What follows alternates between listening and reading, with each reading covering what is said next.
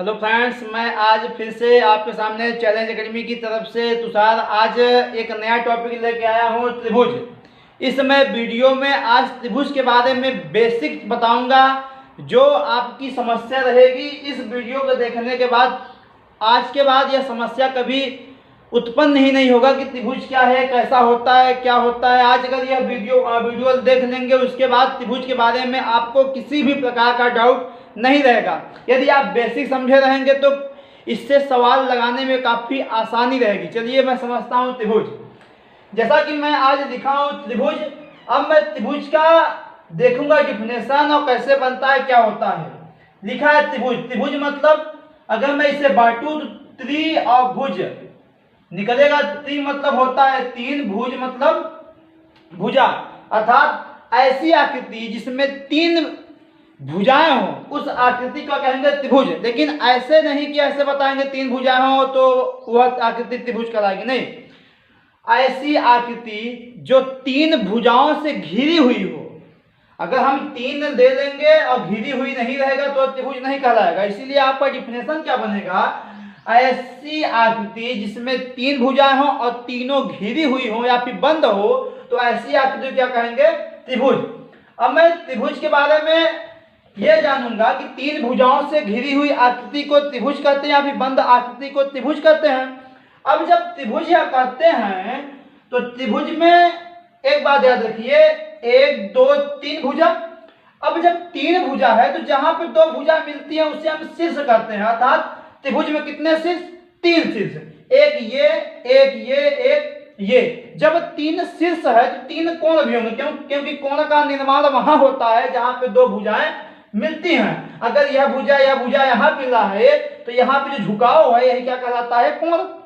अर्थात यह शीर्ष कहलाएगा, यह भुजा कहलाएगी, और यह जो यहाँ पे ये बनेगा इसे हम क्या कहेंगे, कोण।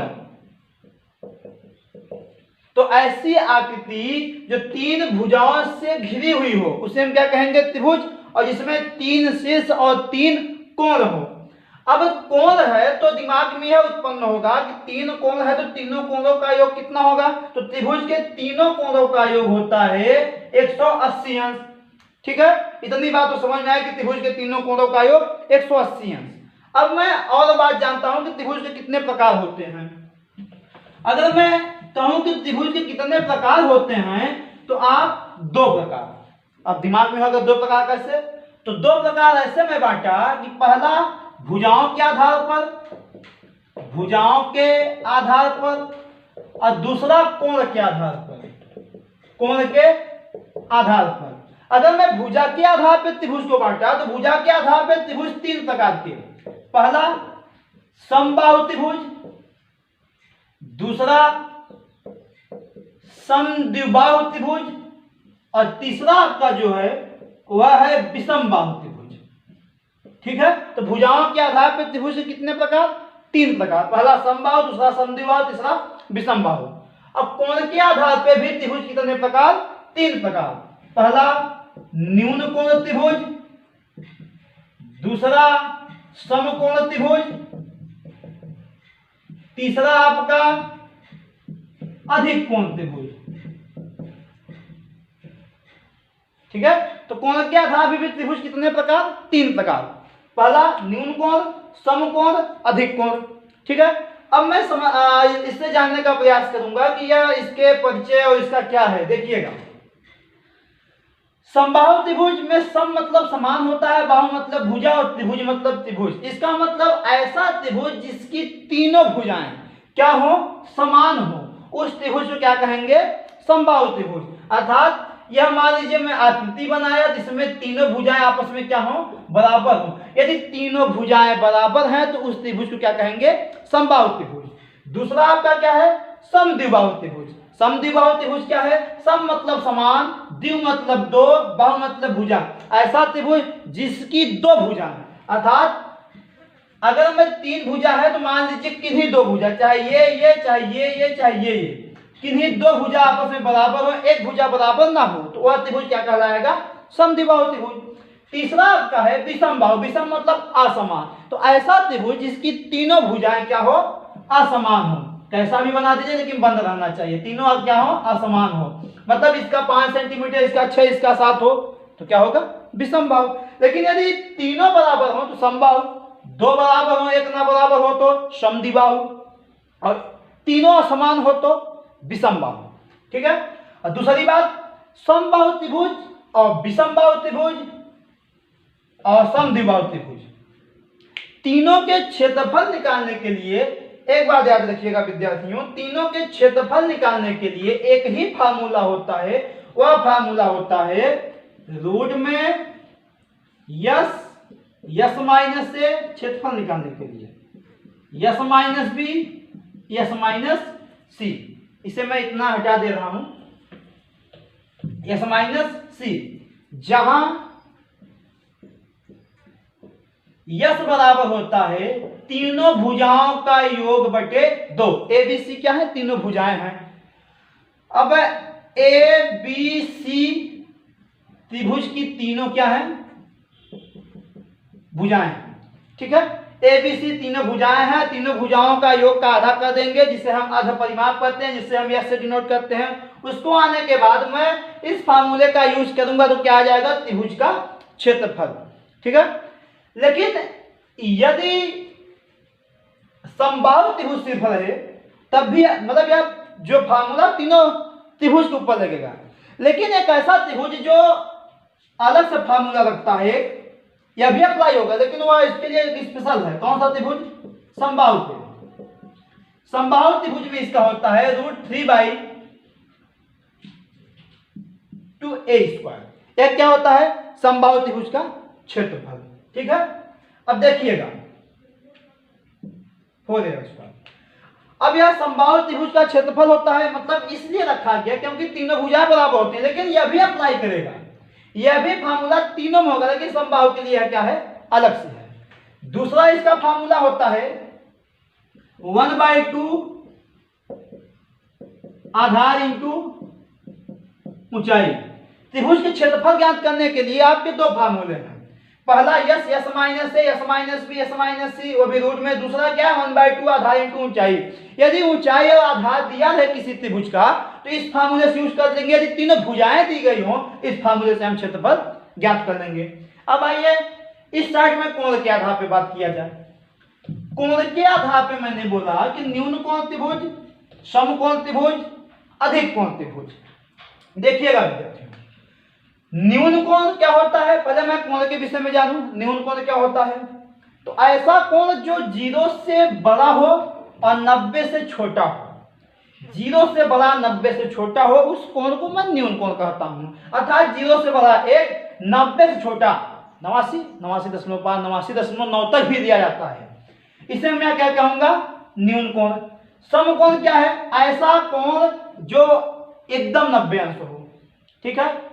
अधिक कोण क्या है, 90 से अधिक 180 से कम, मतलब 90.1, 90.2, मतलब 91 से, या फिर 90.1 से 180 से कम, तो ऐसा कोण क्या कहलाएगा, अधिक कोण। अब त्रिभुज में मैं बात करूं तो याद रहे, थोड़ा सा इसे गौर से सुनिएगा। न्यून कोण त्रिभुज ऐसा त्रिभुज जिसके तीनों कोण, ऐसा त्रिभुज जिसके तीनों कोण की मैं बात कर रहा हूं, तीनों कोण न्यून कोण हो। न्यून कोण मतलब 90 अंश से कम हो, तो वह त्रिभुज क्या कहलाएगा, न्यून कोण त्रिभुज।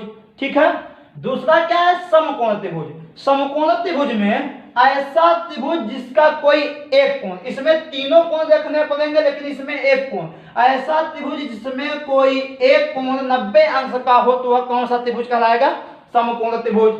अधिक कोण त्रिभुज में ऐसा त्रिभुज जिसका कोई एक कोण 90 से ऊपर हो, मान लीजिए 100, इन दोनों में कोई एक कोण देखना है, लेकिन न्यून कोण में तीनों कोण आपको देखना है, क्या होना चाहिए, न्यून कोण होना चाहिए।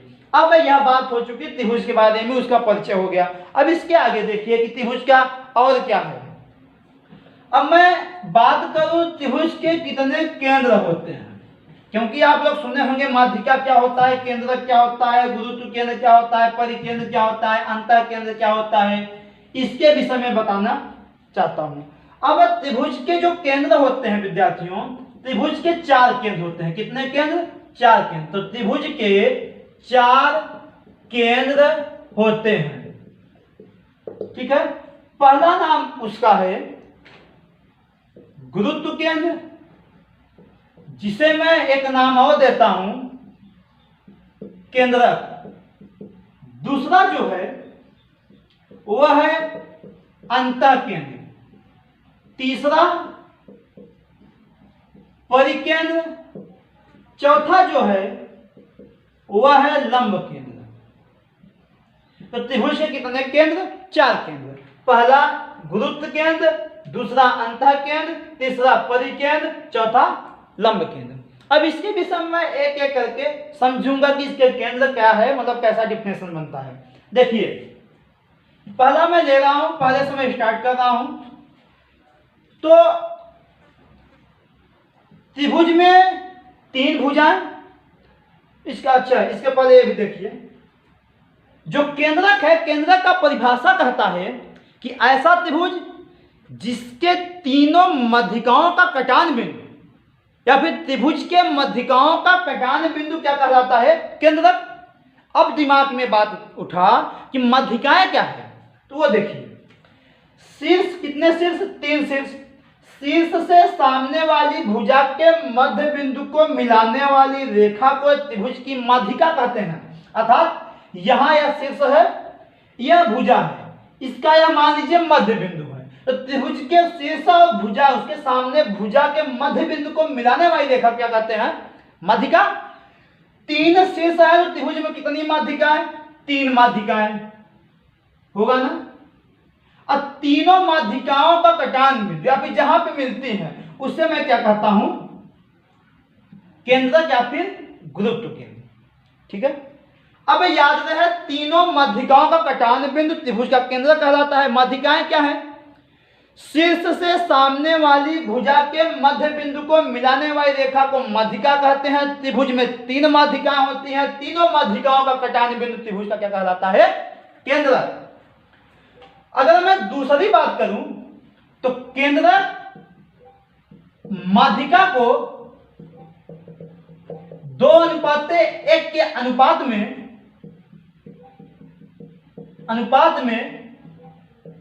विभक्त करती है या विभाजित करती है। कैसे? यह मान लीजिए केंद्रक है, मान लिया केंद्रक है। अब 2:1 अर्थात यहां से यहां तक जो दूरी होगी उसका अनुपात 2 अनुपात होगा, और यहां से यहां तक की दूरी का अनुपात 1। वैसे यहां पे इसका भी 2, इसका भी 1, इसका भी 2, इसका भी 1। शीर्ष से केंद्रक तक का अनुपात 2 और केंद्रक से भुजा तक का 1 अनुपात। अगर मैं कहूं किसी माध्यिका की लंबाई 15 सेंटीमीटर है, तो उस माध्यिका के शीर्ष से केंद्र तक की 20 की दूरी, अब याद रहे पूरी माध्यिका की लंबाई 15 दिया है, अर्थात 2:3 अनुपात का मान कितना दिया है? 15। यहां से यहां तक कितना अनुपात है? 2। 3 अनुपात बराबर 15, 2 अनुपात का मान पूछा है। 3 अनुपात बराबर 15, 2 अनुपात बराबर कितना हो जाता है? 10। अब कैसे?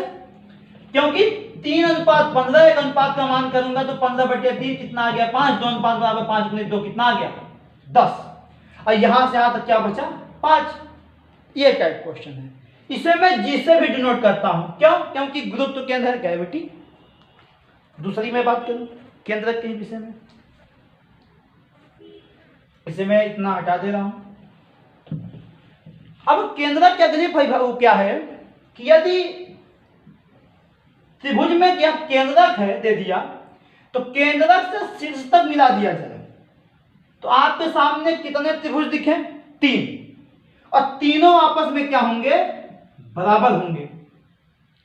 तो कैसे समझ में आया? केंद्रक से शीर्ष तक मिलाने पर, केंद्रक से शीर्ष तक मिलाने पर प्राप्त 3 त्रिभुज आपस में क्या होते हैं? बराबर होते हैं। ठीक है, ये भी लिख लीजिए। केंद्रक से शीर्ष तक मिलाने पर प्राप्त 3 त्रिभुज आपस में बराबर होते हैं। ठीक है, अगला पॉइंट देखिए। अगला पॉइंट ये है विद्यार्थियों कि यदि यह त्रिभुज है और त्रिभुज की तीन भुजा, तीनों भुजाओं का मध्य बिंदु निकाल लीजिए।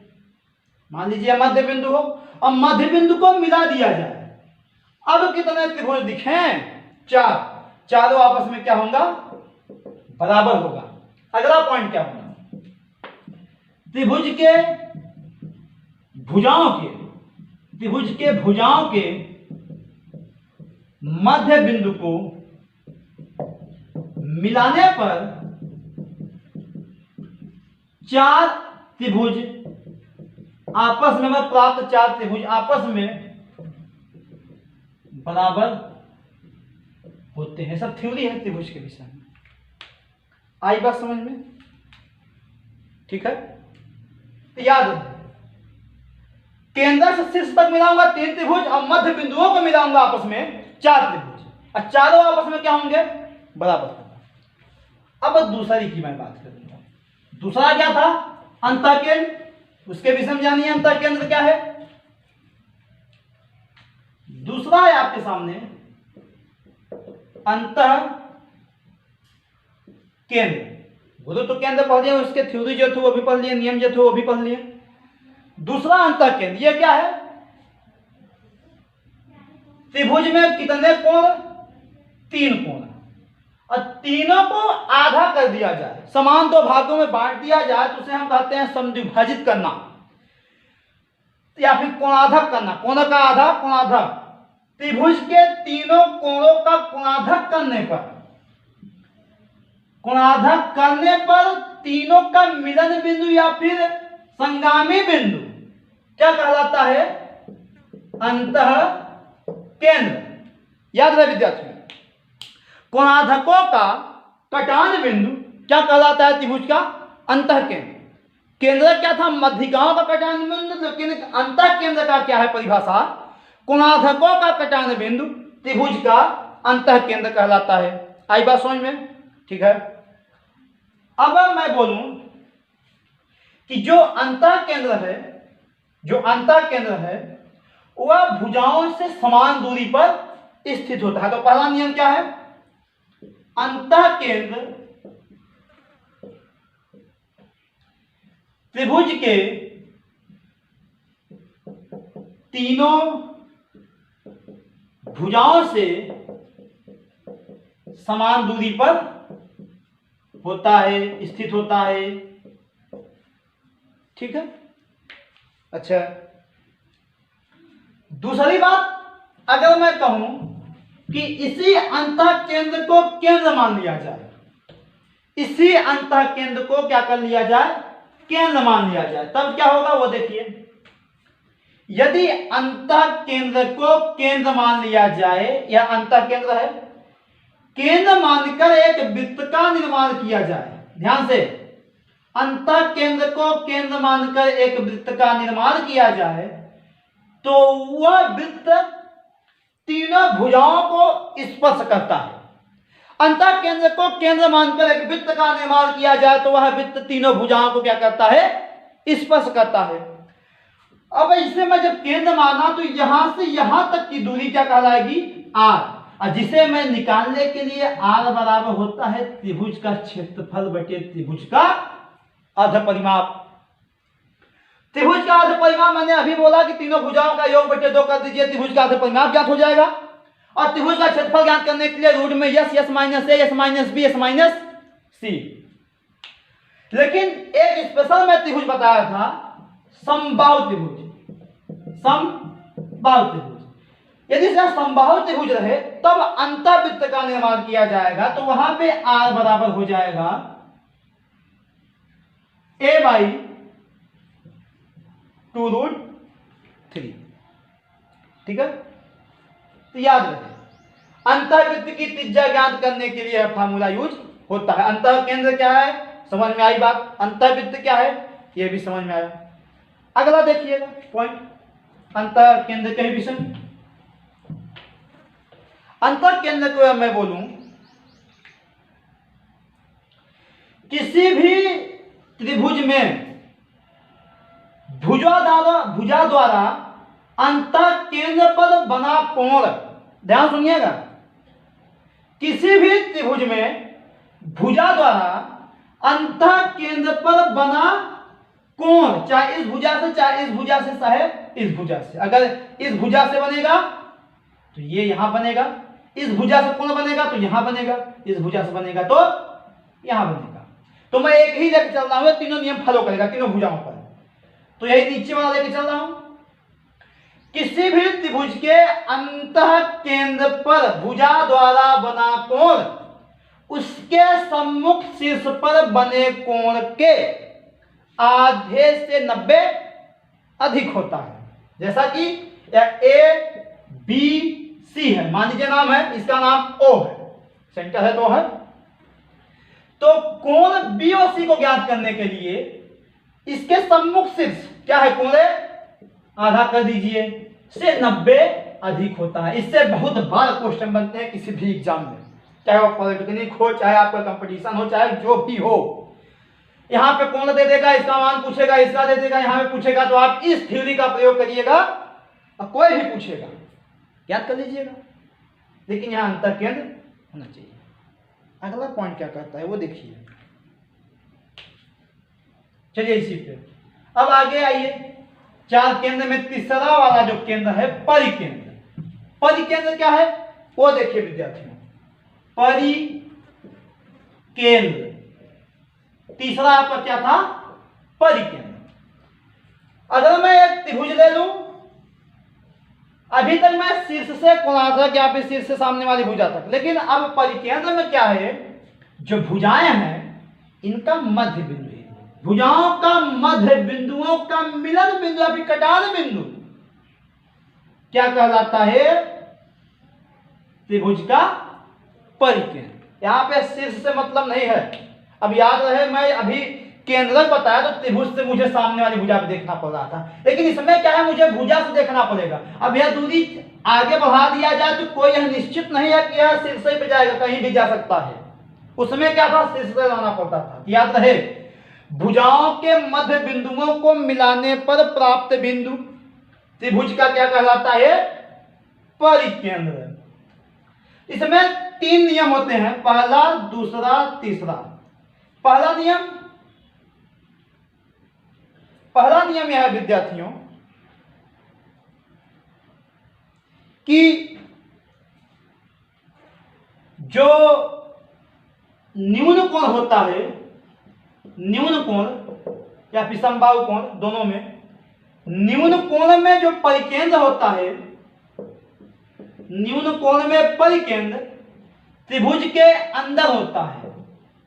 लेकिन दूसरे में क्या है, समकोण त्रिभुज में परिकेंद्र कर्ण के मध्य बिंदु होता है। और तीसरा अधिक कोण या फिर विषम कोण। इसमें क्या होता है, अधिक कोण ही देख लिया जाए।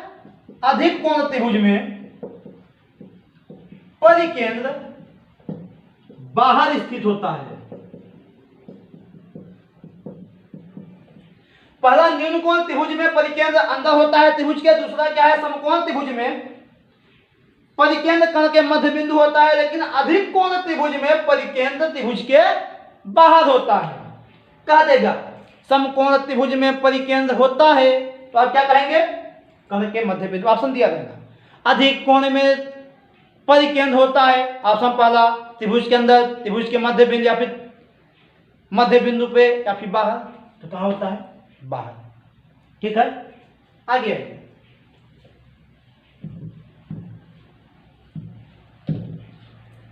अब मैं बात करूं विद्यार्थियों, यदि परिकेंद्र को केंद्र मानकर एक वृत्त का निर्माण किया जाए, परिकेंद्र को केंद्र मानकर एक वृत्त का निर्माण किया जाए, तो वह जो वृत्त होगा उसकी परिधि उस त्रिभुज के शीर्ष को, तीनों शीर्ष को क्या करेगी, स्पर्श करेगी। तो यहां से यहां तक की दूरी क्या कहलाएगी यार, क्योंकि केंद्र से परिधि तक की बीच की दूरी त्रिज्या कहलाती है, और यह परिवृत्त है तो परिवृत्त की क्या कहलाएगी, त्रिज्या। तो परिवृत्त की त्रिज्या को मैं आर से यदि डिनोट करूं, क्योंकि अंतर्वृत्त की त्रिज्या को मैं आर से किया, तो परिवृत्त की त्रिज्या को मैं बड़का आर से करूंगा। तो इसको ज्ञात करने के लिए याद रहे इसका फार्मूला होता है ABC/4 इंटू त्रिभुज का क्षेत्रफल। एबीसी क्या है? तीनों भुजाएं। ये क्या है? त्रिभुज का क्षेत्रफल। ये क्या है? 4। इसे मैं डेल्टा से भी व्यक्त करता हूं, क्योंकि कभी कभी त्रिभुज के क्षेत्रफल को इससे ही व्यक्त किया जाता है। ये बात समझ में आई? लेकिन मैं बोला ना, समबाहु त्रिभुज ऐसा है जो दोनों में एक अलग से लेके आता है। इसके लिए होता है a/√3।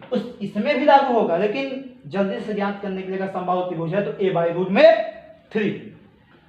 अब एक बात याद रखिएगा, अंतःवृत्त की त्रिज्या और परिवृत्त की त्रिज्या दोनों में जो संबंध होता है, गौर से देखिएगा, अंतःवृत्त की त्रिज्या और परिवृत्त की त्रिज्या में जो संबंध होता है समबाहु त्रिभुज में दोनों त्रिज्याओं को समबाहु त्रिभुज में मैं देख रहा हूं, तो r बराबर क्या होता है? 2r। बात समझ में? ठीक है। अब देखिए आगे क्या है। एक और बचा लंब, लास्ट है। क्या है? लंब केंद्र। एक त्रिभुज ले लिया जाए, त्रिभुज में मैं शीर्ष से सामने वाली भुजा पे एक 90 अंश का लाइन ड्रा करूंगा, जो यहां पे 90 अंश का कोण बनाए, तो इसे मैं लंब कहता हूं। किसी भी त्रिभुज में यदि एक भुजा डाली जाए शीर्ष से, तो वहां पे 90 अंश का कोण बनता है, तो क्या कहते हैं?